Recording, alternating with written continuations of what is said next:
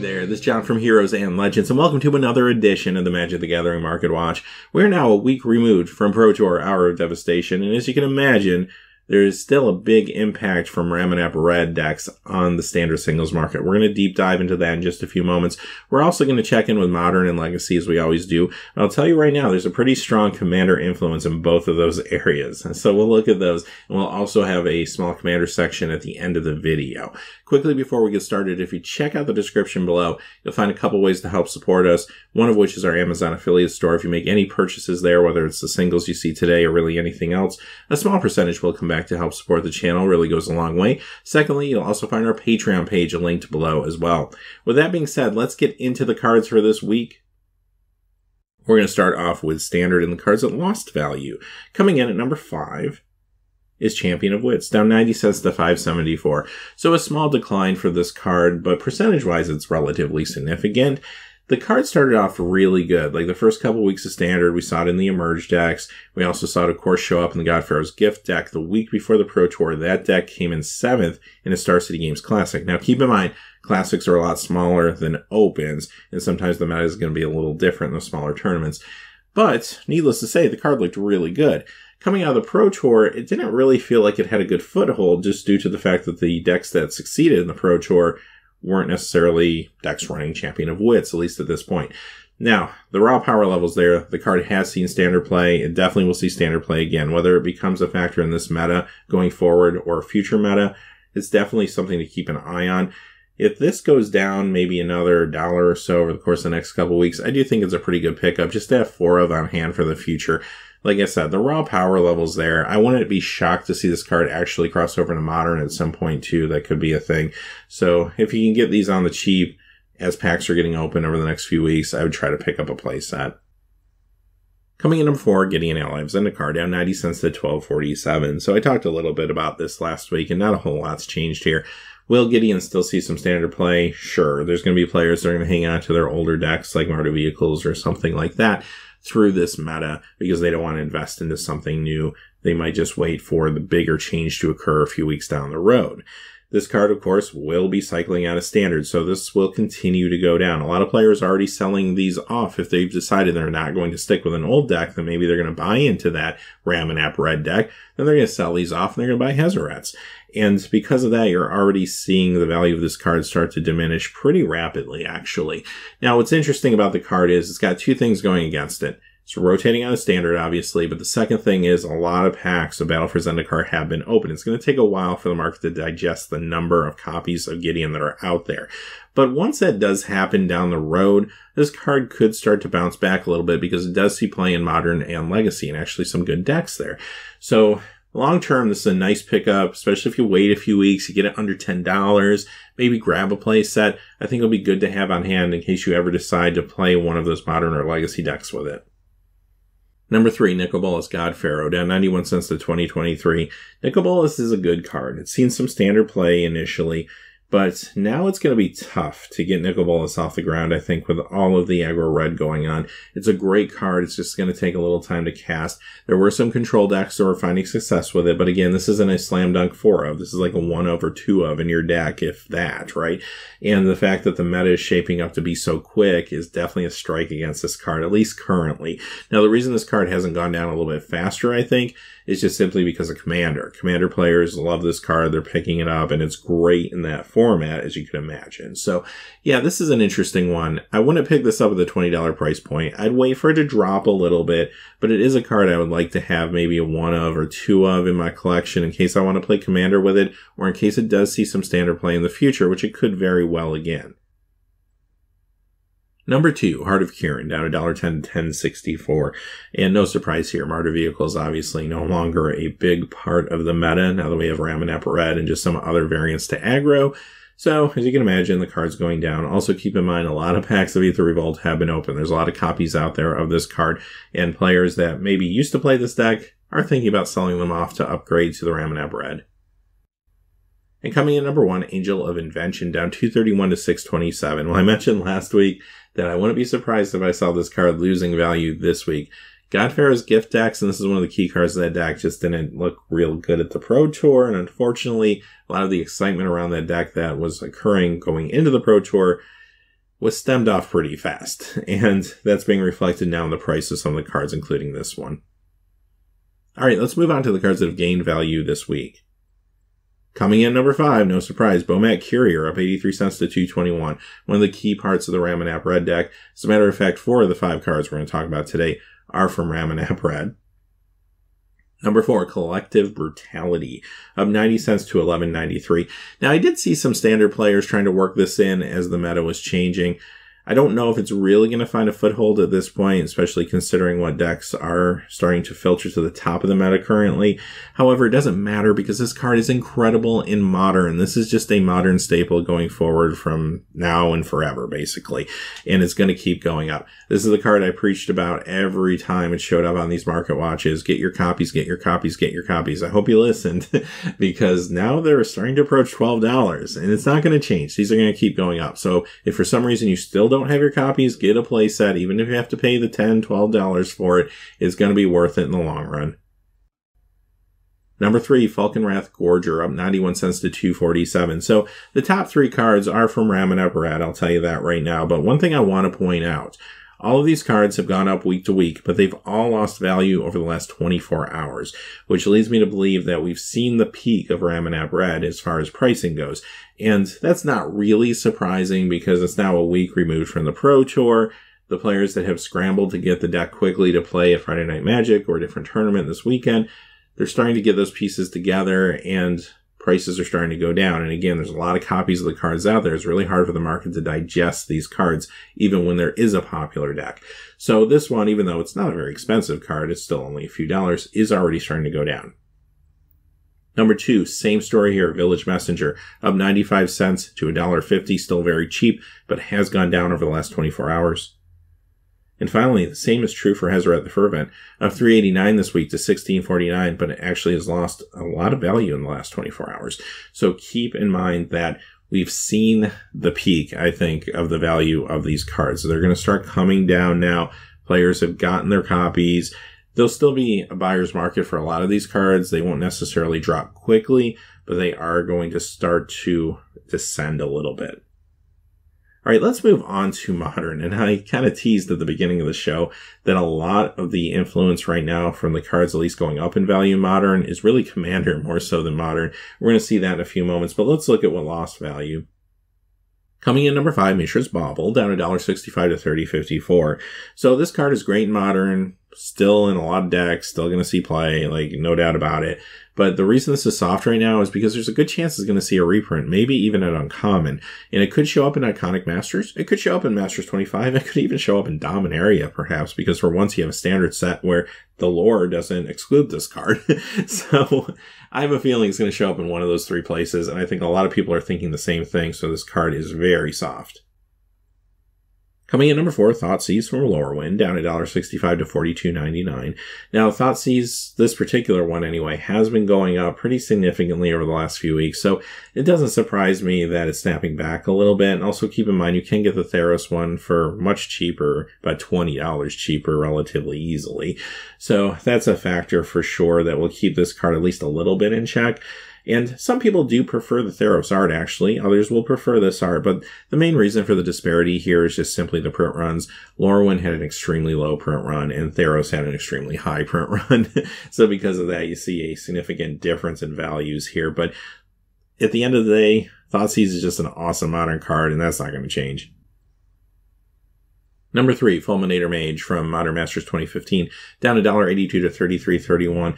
Now, this is another card that has been steadily climbing, so it was due for a little bit of a snapback. That's not really a surprise here. It's also seeing a little bit less percentage of field than it was seeing maybe a few weeks back or a few months back. So this is just normal stabilization, I think.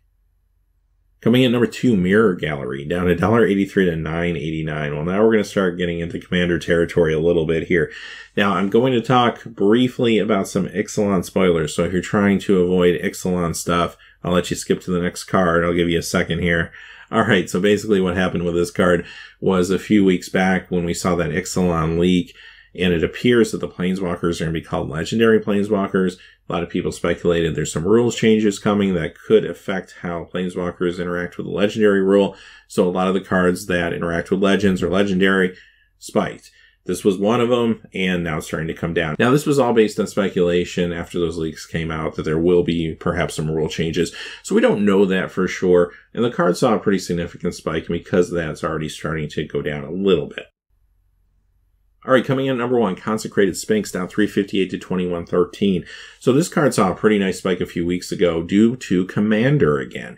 It's starting to snap back a little bit now off that spike, and there's one big reason for it. So just to kind of put it into perspective here, the reason it went up initially was because there were 2 Commander decks that were vying for this card, actually. There was a Sphinx Tribal deck out there, as well as the Swarm deck with a Locust God. Both of those really wanted this card. It saw a nice little spike, but now that it's gone up and past the $20 mark again, players are starting to think about Iconic Masters. There's a really good chance that this card shows up in Iconic Masters. As a matter of fact, I would almost bet on it, and I think a lot of players feel the same thing. So the card is softening at least a little bit right now. All right, let's move on to the cards that have gained value this week. Coming in number 5, another Commander-centric card with Seedborn Muse. This is the 9th edition version, up 201 to 2408. So one thing I want to point out, because these cards are technically modern legal, that's why they're showing up on these lists. But as you can tell, it's really Commander that's driving these. As a matter of fact, Modern itself is a little bit slow right now, just because attention has moved to some other things, at least temporarily. Modern's a great format. It's very popular, more popular than ever, actually, I think.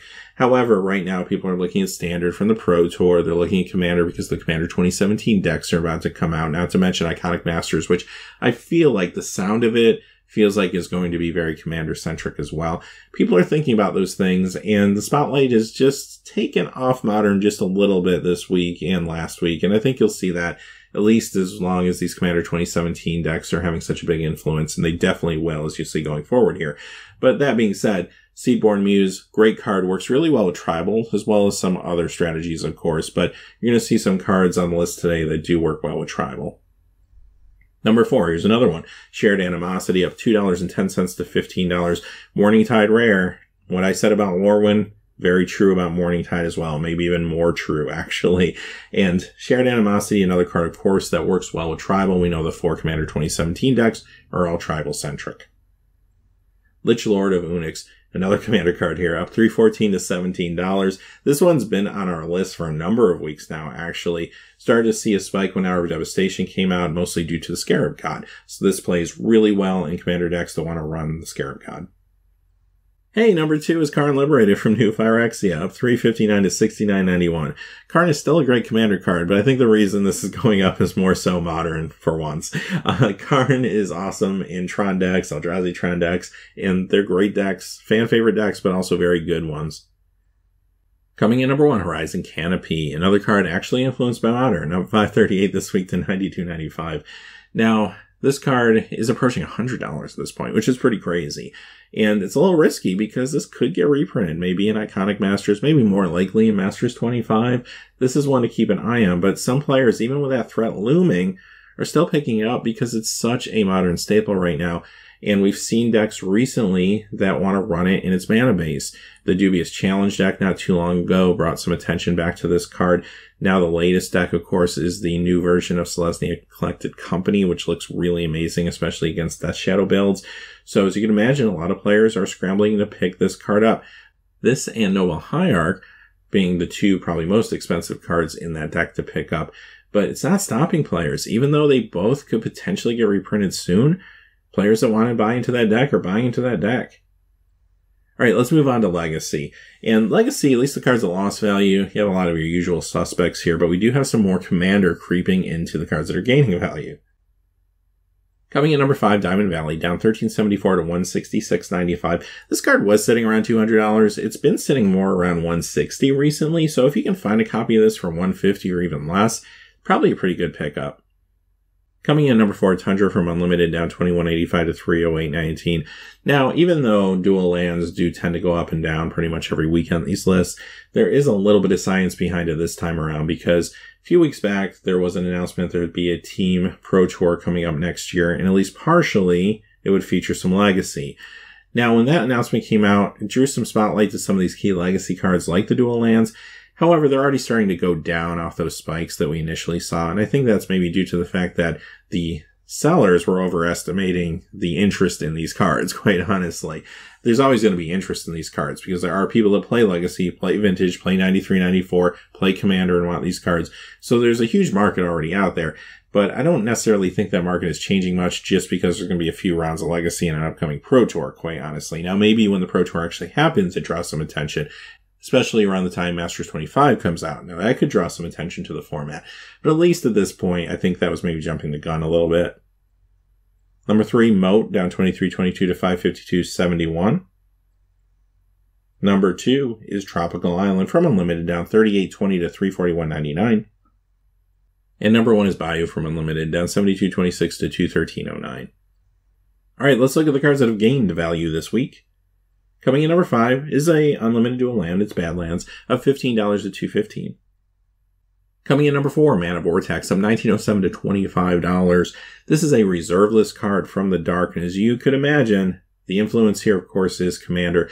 In particular, more spiky Commander decks, like 1v1 Commander decks, such as Grand Arbiter or Burrell. Now, 1v1 Commander has gotten more of the spotlight recently, thanks to Magic the Gathering Online featuring that as a format.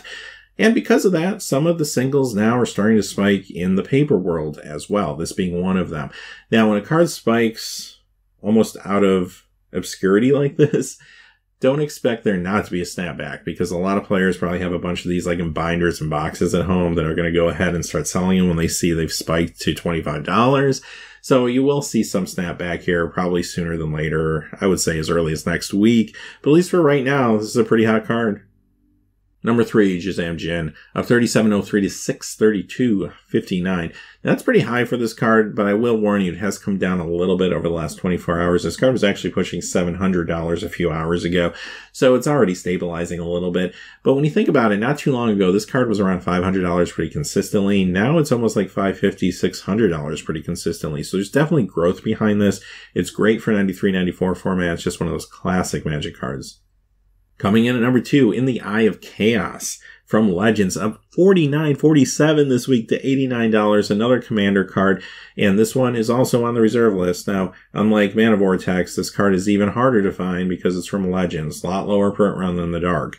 So this is another one that fits into those more spiky decks, those Grand Arbiter, or those Burrell decks, that type of thing. Really the same story as Mana Vortex, but just harder to get a hold of. Coming in at number 1, Drop of Honey, of $55.04 to $550.04. Now, this card has been spiking really aggressively, and I think we're overdue at this point for a snapback, quite honestly. So be careful if you're trying to pick up this card. I think we will see a snapback. Now, I would have thought we would have saw one last week, or definitely this week. So the card has outperformed my expectations, quite honestly. But just be weary of it. We'll watch and see what happens over the course of the next couple weeks. Now, when it does go down, it's not going to go down nearly as much as where it started before these spikes happened. The card is just too popular now. It's caught the attention of players, and there are a couple copies in Legacy Lands deck, which is important, definitely. So this is an interesting case study of a card because we'll see what happens next week. I feel like it's got to start snapping back soon. All right, let's wrap things up by talking about a couple notable Commander cards. And the first one I wanted to mention was Anaba Spirit Crafter from Homelands. This is another reserve list card. It's up 42 cents to $2.74. Now, it's not an expensive card. It didn't have a huge price increase necessarily, but percentage-wise, it's pretty significant.